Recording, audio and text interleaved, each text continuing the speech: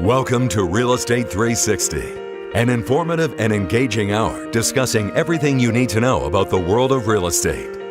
Your host, Mike Ambrosio, will provide you with insight and guidance on how to buy, sell, finance, and invest in real estate, and much more.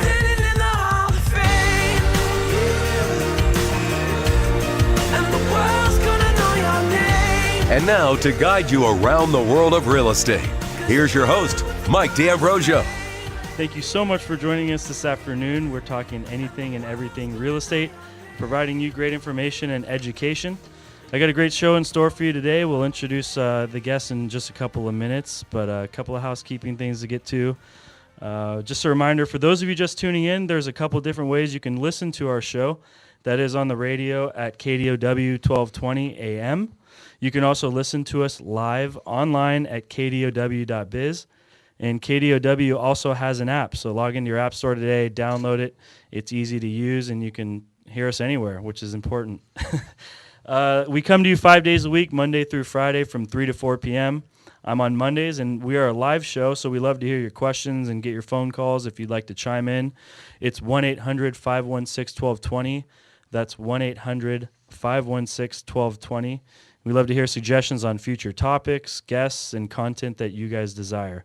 And finally, if you missed any of our shows or want to sign up for updates, visit us at RE360radio.com. And you can email me at mike@re360radio.com too. All right. Well, we just got live on the air. We're at our new studio over in San Jose, and with less than a minute left, we got the signal. So if I'm a little miffed right now, then that's it. No, it's all good. We're here. We're gonna have some fun. I'm really excited to have in studio today. You guys have heard him before. His name is Brian Crane. He's the VP and Managing Officer at Intero Real Estate Services. How you doing, Brian? I'm doing great, Mike. Thanks for having me on the show. Yeah, of course. Thanks for coming in. Joe's in studio with us today too, just checking everything out. So you guys know the big chief there. Good to be here with you guys. Yeah, good. Well, today I think it's a really relevant topic because, as most of you know, and you hear a lot of times on the on the show, inventory is low.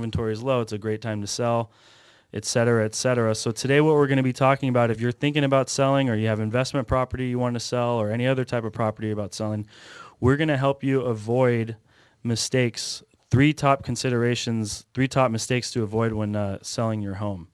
So I think it's a great topic for someone that's really thinking about doing it soon. So before we get started on that though, Brian, maybe you want to give a little bit of your background and how long you've been in the business and all that good stuff. Wow, yes. Thanks, Mike. 26 years now in the business. Started out in the mortgage business and kind of evolved into the real estate sales business. About 12 years ago, I had an opportunity to leave the direct sales business and join Intero Real Estate Services and help Intero get started. So I was one of the founders of Intero, and I run the Los Gatos location for Intero. We have about 110 realtors there, Right, and 1,200 throughout the company. there you go. It's a great office, and you do an excellent job as the chief over there. Thank you, Mike. Appreciate that.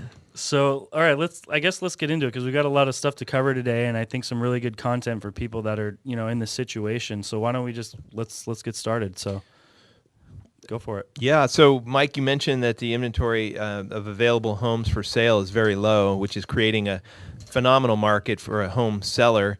But I think that the topic, the three mistakes sellers make. The number one mistake I think sellers make sometimes is they don't interview agents. They just kind of pick an agent randomly, or and I think treating the agent hiring process as a job interview is a critical Right. thing that a seller should do. Yeah, I think it's a great point because sometimes they know like their cousin's friend or something like that, and they just have them come in and sign the contract, and then they don't really know what they're getting into. Whereas if you make it a process that people actually have to come in, be professional, do a good job, interview for it, it's a different story, and usually you can pick the best of the best. Yeah, I mean, there's a lot of ways people are doing it. Some people are picking their agent based on the quality of the cookies at the open house that they visit over the weekend. You know, some people are picking the agent, as you said, as a family friend or family member. Sometimes it's a past relationship. They bought or sold with that realtor before. But bottom line is they ought to treat it as an interview process. If they aren't 100% sure that the realtor that they have in mind is top quality, they should do some interviewing and not rely on, for instance, Yelp or Zillow or something like that to necessarily make the final decision. Right. Certainly that might be a place where you begin shopping to find an interviewee for the job of listing your home.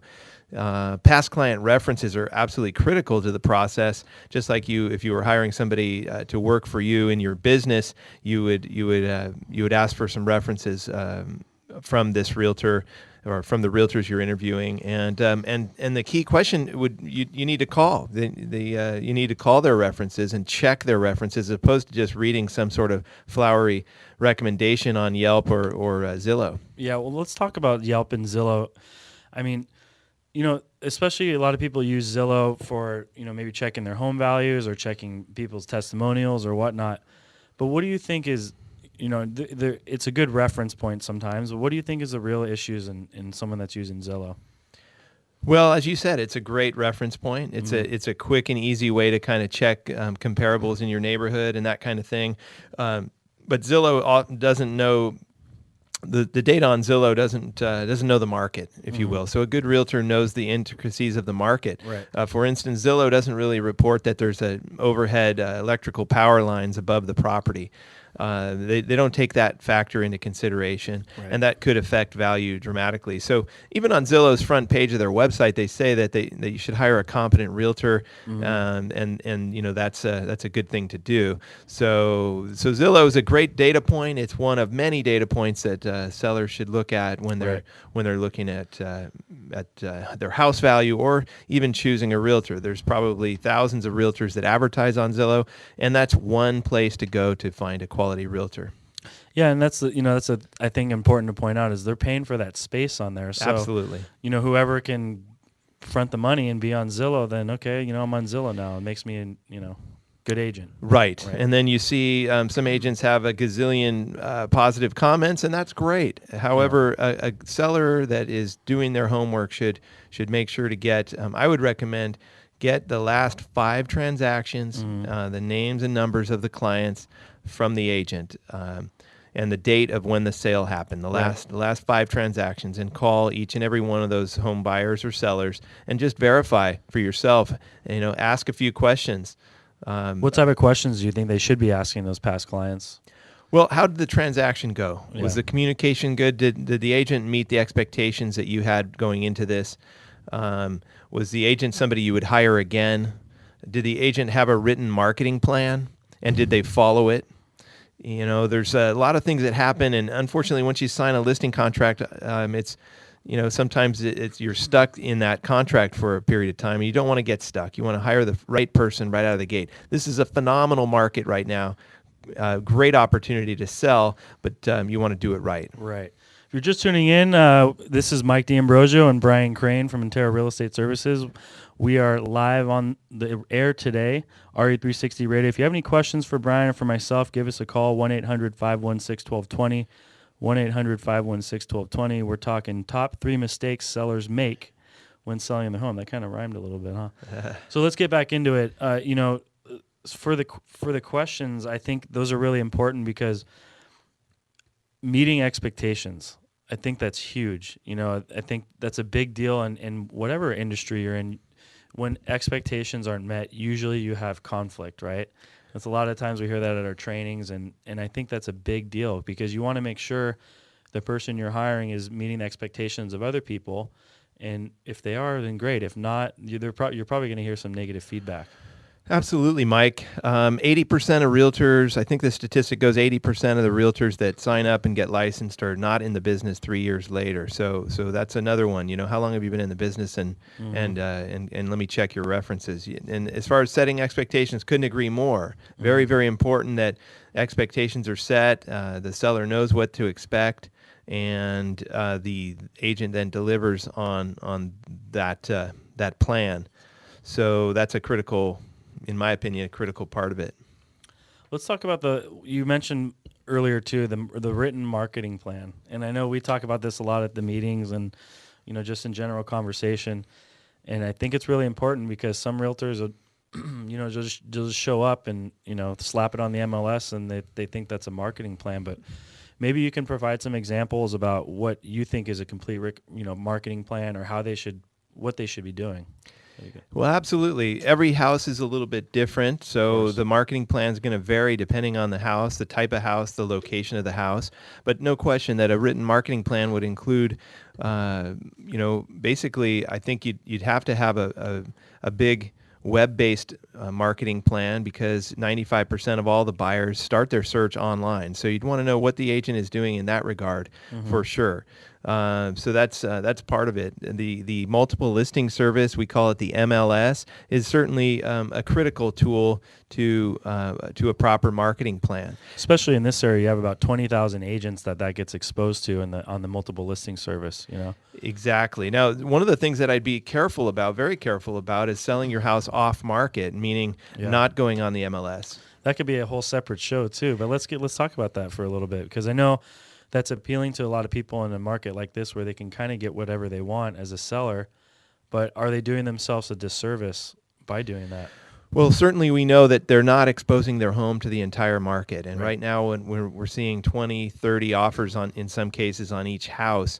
And if you're going off market, you're probably exposing it to a very small part of the buyer pool, which may not get you the highest and best offer. So that's the important thing. Do you want the highest and best offer? And if you do, you need to expose the property to everybody in the marketplace, not just one realtor with a few people that realtor might be working with. Of course, yeah. And I think going back to the marketing too, not just the MLS, but internet marketing is huge. And I don't know if you guys really heard what Brian said, or hopefully you did. 95% of buyers, that's 95%, start their search online. It's amazing. That's a lot. So I just think that's critical in the entire marketing plan. Absolutely. The internet marketing side of the business has changed drastically. So 5 years ago, I never saw anybody choosing a realtor from Zillow, and now it seems like 10, 15, 20% are choosing their realtor based on recommendations on Zillow. Again, I think that's a one data point, one place to start potentially, but certainly there are lots of other options as far as discovering and finding a quality realtor. Yeah, and it's kind of like, as some of the listeners might know, as my family's in the restaurant business, it's very similar to Yelp. Of course, not everyone's going to have a great experience with every dining experience or whoever, right? But it's easy for someone to go home that night or after a transaction and type something on the internet, not face-to-face with anybody, and who knows if it's really true, So that's why it's surprising to me when someone's selling a $800 million asset, they're willing to just go to the internet that is not, it's not checked, right? And use someone like that. So yeah, it's mind-boggling sometimes. Well, I'm going to have to stop because we're going to take a break, but we got a lot more to get to. You're listening to RE360 Radio on KDOW AM 1220.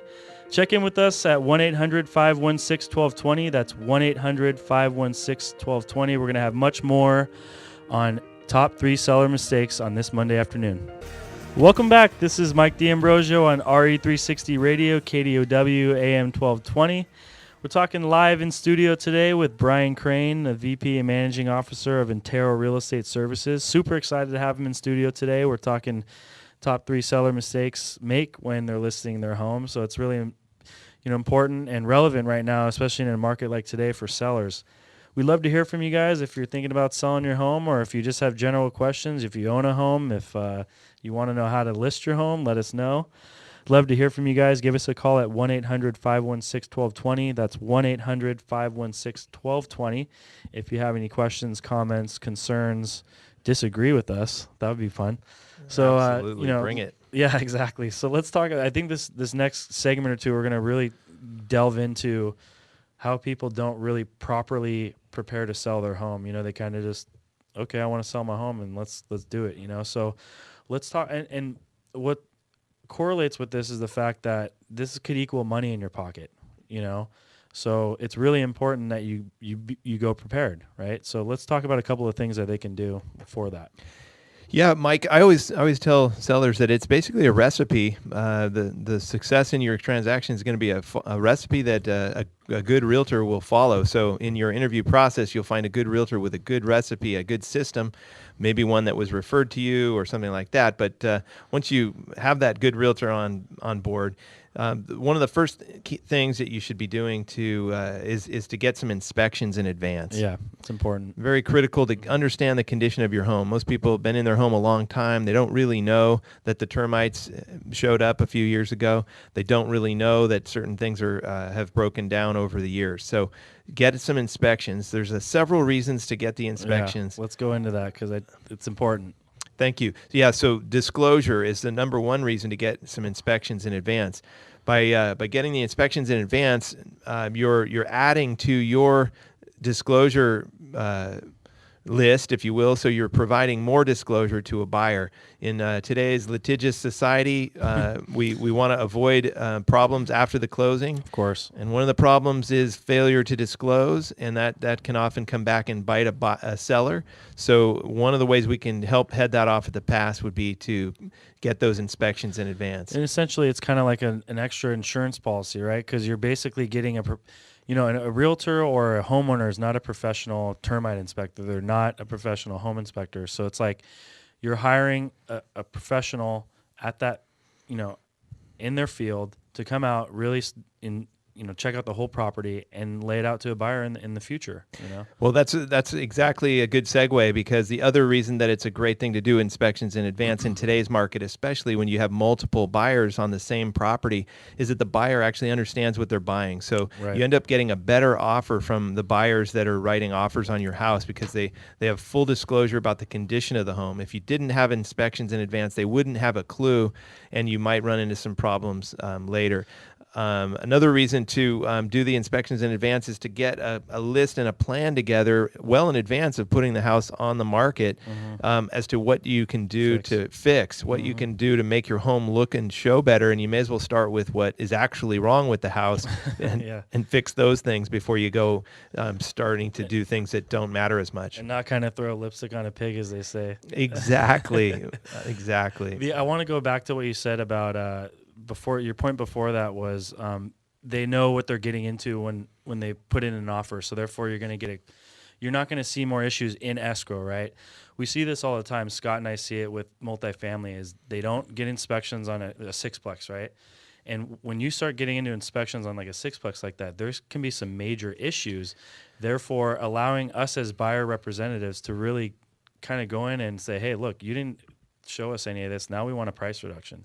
And that translates to residential as well, often. For sure. The buyers, when they know what they're buying and they're writing and they're competing, you get a cleaner offer, typically one that's as is, potentially one with really no contingencies in today's market. Mm-hmm. So that is absolutely true. Without knowledge of the condition of the property, a buyer would be very silly to write an as-is offer with no contingencies. Of course, yeah. And especially you want to get it done with a reputable company, one that a lot of people know, not just some fly-by-night inspector that no one's ever heard of, because then they're probably going to get their own inspection anyways. So sure, and buyers may do that, but at least you head off a lot of problems at the pass if you get your inspections done in advance as a seller. Definitely.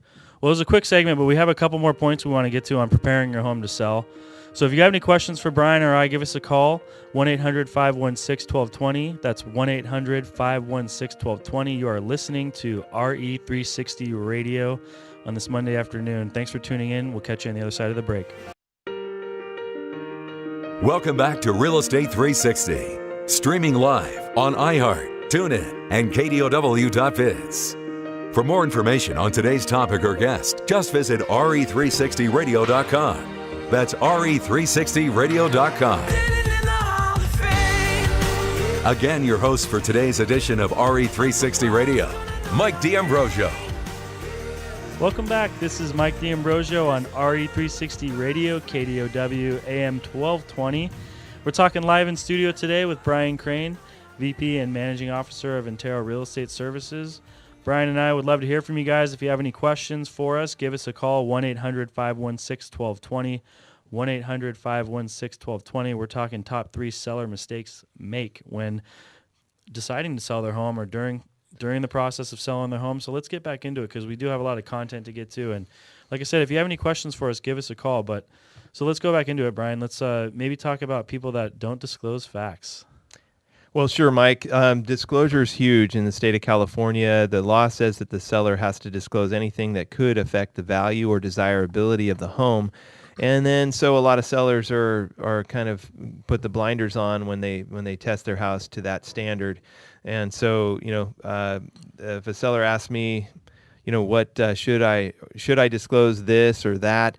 The answer needs to always be yes. Everything ought to be disclosed that might affect the value or desirability in the eyes of a buyer. Right, like if you have train tracks running behind your house and there's a train coming by every day, that's something that buyers are going to want to know. Or if you're in a flight pattern, right? Absolutely, those are big. If there's a fire station around the corner that or if you have a neighbor that's troublesome, the neighbor that's causing trouble, those are things that needs to be disclosed. And I think sellers really got to rack their brain sometimes for this too, because sometimes they get used to things like this and then they don't think about it. But if you're really reading the disclosures properly and you really want to make sure you cover all your bases, definitely rack your brain about that because that's important. I think the disclosure documents that a good realtor is going to bring is a transfer disclosure statement. That one's required by law. Mm-hmm. And the other one is a supplemental checklist, which actually helps jog the memory to your point. It asks I don't know how many questions there are in that thing, probably 100 questions of the seller to dig into. Has there ever been standing water at the house? Has there ever been a flood? Has there ever been a fire? And somebody that's been there 30 years is going to have to think about it, like you said, Mike. Of course. And I think, the question that a lot of sellers might ask themselves is, do I really need to tell someone this, right?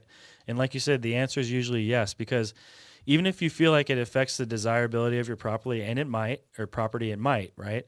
But it's better than selling the house and closing the transaction, and then you're stuck with a lawsuit. Exactly. Yeah, the key is to sell your home and to move on. You don't want to have to revisit this later, and disgruntled buyers can come up with all sorts of things as to why they didn't feel that the transaction was handled properly, and you do not want a disgruntled buyer coming back and saying that you did not disclose properly a couple years after you've moved out. Right. We got just another minute or so, and we're going to wrap this up on the other side, but let's talk about decluttering. Basically. Well, yeah. So getting the house ready is sometimes a process for people. I use something called the 6-month rule, and I tell a seller, look, if you haven't touched it, eaten it, or worn it in the last 6 months, then you should pack it up because you are moving. In theory, you're moving in the next couple of months, so why not start packing? Right. So it's the 6-month rule. If you haven't eaten it, touched it, or worn it in the last 6 months, pack it up. That'll make the house look better. Right. The closets will be bigger, the counters will be more spacious, the everything will be better. So in that process, you're basically decluttering the house, and you're every buyer in the world wants a house that's open and airy. They like light and space. If you're ever curious, go to a new builder and a new building site where they're building new homes and see what they do to make their homes look open and airy. They take off the doors. If you notice, the interior doors are gone. They do. They make their furniture small, so it makes it look big. So you got to do a lot of those things. We'll get to staging in a little bit, and that's another point. I love that, the 6-month rule, and that's kind of a 6-month rule in life too, I think, even if you're not selling your home. But people don't want to walk into an episode of Hoarders, you know what I mean? So I think that's a great point. So we got to take a break though. Give us a call if you have any questions. 1-800-516-1220. 1-800-516-1220 with Brian Crane, Mike D'Ambrosio, RE360 Radio, Top Seller Mistakes. We'll catch you on the other side of the break. Welcome back to Real Estate 360. Streaming live on iHeart, TuneIn, and KDOW.biz. For more information on today's topic or guest, just visit RE360Radio.com. That's RE360Radio.com. Again, your host for today's edition of RE360 Radio, Mike D'Ambrosio. Welcome back. This is Mike D'Ambrosio on RE360 Radio, KDOW, AM 1220. We are talking live in studio today with Brian Crane, VP Managing Officer of Intero in Los Gatos. And I'd love to hear from you guys. Give us a call, 1-800-516-1220. If you got any questions about if you're a seller, if you're thinking you might be making a mistake, or you have any questions for Brian, give us a call. So let's get back into it because we got a lot to cover in a short amount of time. We were on decluttering, and we briefly went over the 6-month rule, which I thought was great, and I think is a rule most people can probably, see. So let's talk a little bit more about depersonalizing your home, cleaning, staging, etc.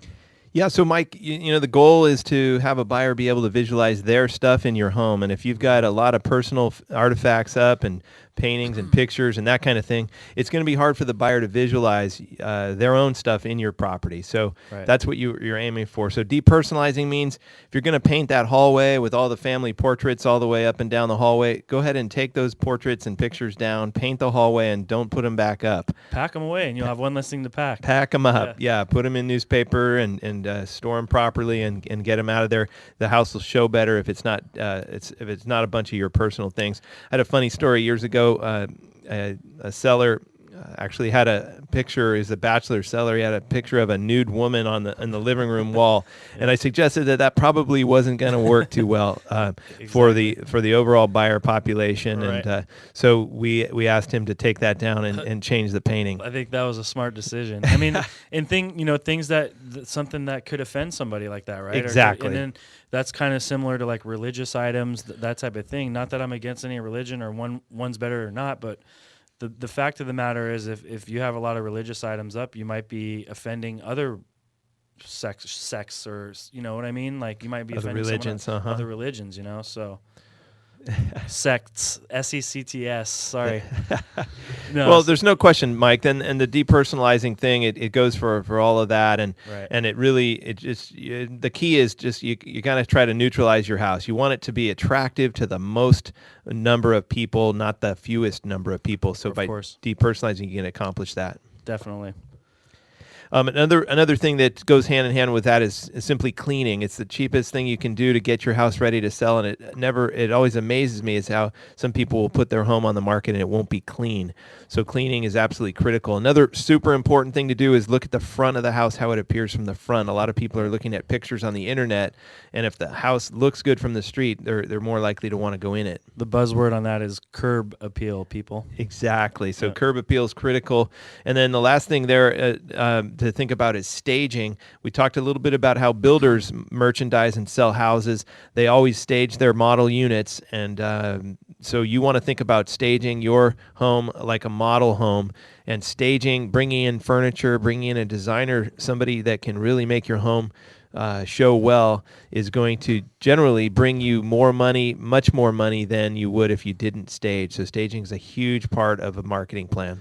Yeah, it definitely is, and it makes the pictures look better. And on that note too, let's talk about pictures really quick, because we've had some funny stories. We've seen some funny ones at the office. Like you show these pictures on the MLS of what people find in there. Maybe you could, provide a couple examples of what's on those. Well, the one that jumps out at me is a picture of somebody's dog on the couch, in the living room, a living room shot on the MLS with the dog, and the dog doesn't look super friendly. So, so it may not be helping those folks attract buyers if people think that dog might be waiting for them inside. Exactly. Or like we talked about earlier, if you're taking, pictures of a house that should be on the episode of Hoarders, right? Right, or messy houses. I've seen pots and pans in kitchens, and in the sink and that kind of thing. Pictures are really important. It's a first impression, essentially, and if people are going to be looking at it online, and if they see all that, they'll be like, "Why waste my time going to a property that?" Hence, you're reducing the buyer pool once again. Exactly. We want to try to attract as many people as possible and make the house attractive to as many different folks as possible. Okay, so we've talked about a lot of things to get the home ready, but oftentimes one of the most important things and most important pieces of it to sellers is the price and how much money they're going to be getting, right? Sure. So let's talk about that a little bit. Pricing is critical, as it always is, but in this market especially, the key factor to be looking at, what we call a comparative market analysis. Agents will call it a CMA, comparative market analysis. On that, it's going to have homes that are similar to the subject property in square footage, location, and hopefully condition. And then it'll have homes that are for sale, homes that are pending sale, and homes that have recently closed sale. Mm-hmm. And the key for a seller would be to focus on those ones that are pending, because those pending homes are going to close within the next 30 to 60 days. And that's really where the market is. The sold properties in today's market probably aren't a perfect representation of what's actually happening. No, I think that's a great point. And it's important for your agent to be aware and be cognizant of that, and making calls to those agents that have those pending sales and saying, hey, what's going on with this? Sometimes they can't give you all the information they want, but you'll get a good idea to help you determine where your pricing should be at too. Exactly. If you see in this market analysis, you see the pending sales, and your agent contacts those agents and says, how many offers did you receive? How quickly did it sell? You can usually kind of figure out maybe what it's going to sell for. And a good agent will usually be able to cull the information from some agents pretty well as far as what the eventual closing price is going to be. It's always a fun game of cat and mouse on that aspect. Yeah, agents, the listing agent or the seller's agent doesn't want to divulge the final closing price typically until it actually closes. Right. And so as a buyer's agent as a seller's agent, you're trying to do your homework for your seller to find out what that pending sale is going to be. And sometimes you just got to play the game and try to figure out what the price is. Definitely. And let's wrap up. I want to talk a little bit more about pricing on the other side, and then we'll wrap everything up. We got to take a break before we end the show today, but you're listening to RE360 Radio on KDOW AM 1220. Welcome back to Real Estate 360, streaming live on iHeart, TuneIn, and KDOW.biz. For more information on today's topic or guest, just visit RE360Radio.com. That's RE360Radio.com. Again, your host for today's edition of RE360 Radio, Mike D'Ambrosio. Welcome back. This is Mike D'Ambrosio on RE360 Radio, KDOW AM 1220. We're talking live in studio today with Brian Crane, VP and Managing Officer of Antero Real Estate. Talking top 3 mistakes sellers make when selling their home, and we're just about to wrap up everything. And before the break, we were getting into overpricing your home and what goes into pricing. So why don't you finish up the discussion today about pricing, because at the end of the day is the money in their pocket, right? Sure thing. Yeah, so we were talking about not overpricing your home by trying to understand what the pending sales we're going to be closing at. So once we know what the pendings are, the ones that are currently pending, what they'll close at. The reason for that is because the pending prices right now are sometimes 5 to 10% over what the list prices were. Right. So, and in order to get your home to sell with multiple offers, you need to be priced competitively. The only reason that a house brings multiple offers is if, it's priced right. And if you overprice, you may not get multiple offers. And as we were talking about offline, if you don't get multiple offers or if you don't get offers in the first 10 days or so, you're probably going to be looking at potentially people coming in and lowballing you or coming in with less than the list price. So the goal is to price at a point where more than one party would be interested. When you get more than one party, they're going to be bidding against each other, and generally they're going to be driving the price up. Yeah, and the other thing we're talking about too is, let's say you overprice it and then you don't get any offers. Then you might be looking at a price reduction eventually, and then you might be getting some offers that are even lower than the price reduction. And at the end of the day, you're probably lower.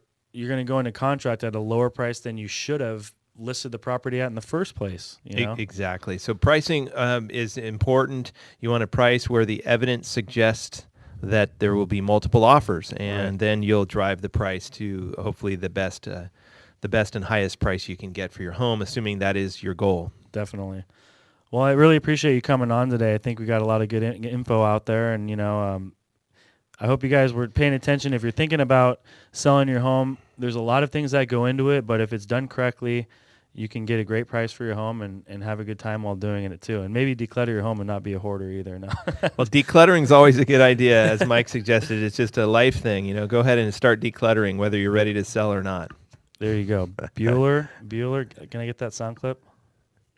Kevin's not on cue right now. Bueller. Do it at the end of the show, Kevin. Bueller. Bueller. All right, Brian, thanks for coming on. Why don't you give your information if people want to get in touch? My pleasure, Mike. Thanks for having me on your show. It's a great show, great idea. My phone number is 408-357-5775. I'd be happy to take any questions that you might have. I have a good team of realtors back at the office. If you have any need to buy or sell, we'd be happy to talk with you. 408-357-5775 or at the main desk, 408-357-5700. And your very own Mike D'Ambrosio would be happy to take your call and work with you as well. I can be reached there too. You can email me, Mike at RE360radio.com. If you have any questions or comments about today's show, Mike at RE360radio.com. And for all you Facebookers out there, Facebook.com/Mike D Real Estate. Facebook.com/Mike D Real Estate. And Mike sells SiliconValley.com. So, anyways, hope you guys are doing well. It's a great market out there for anyone thinking about selling, and hope we gave you some good tips today. Thanks for tuning in. Give us a call anytime, and we look forward to coming to you Monday through Friday, RE360 Radio. Mike D'Ambrosio on Monday afternoon with Brian Crane. Thanks for listening in, everyone. 360 on AM 1220 KDOW. For more information on today's program, visit RE360radio.com. That's RE360radio.com. AM 1220 KDOW.